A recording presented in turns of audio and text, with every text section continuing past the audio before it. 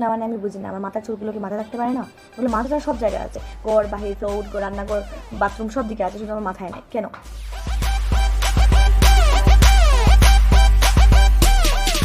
আগে মানুষ আমাকে দেখে বলতো কেশবতী কন্যা, আর এখন মানুষ আমাকে দেখলে বলে টাকবর্তী কন্যা। মানুষ দিন দিন কত সুন্দর হয়, পার্লারে যায়, হেয়ার ট্রিটমেন্ট করে, স্কিন কেয়ার করে, আর আমি স্কিন তো দূর, হেয়ারটাও ঠিক মতো রাখতে পারছি না। এদিকে টাক পড়ছে, ওইদিকে টাক পড়ছে, সমস্ত দিকে টাকে টাক, কোথায় বলে আমি টাকলে হয় না গুড়ি রাস্তার মধ্যে। পার্লারে গেলে পার্লার দাদারা বলে যদি তোমার চুল তো ড্রাই হয়ে গেছে, তুমি স্মুথনিং করিয়ে নাও, স্পা করিয়ে নাও, স্ট্রেট করিয়ে নাও, তোমার চুলে হাইলাইট করিয়ে নাও, তারপরেও চুলের সমস্যা কিন্তু কমে না।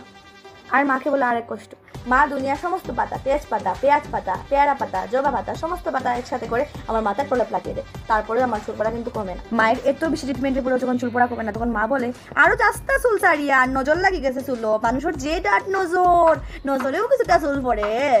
নজর, দ্য ডার্ট ওয়ার্ড। আমি জানিও না আমার চুল নজরে পড়ছে না কিসে পড়ছে, বাট আমার চুল পড়ছে।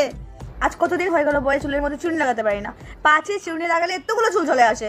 আমার চুল পড়ছে ভাই, এটাই আমার ফেড আপ, আমি কি করবো চুলের সমস্যা নিয়ে?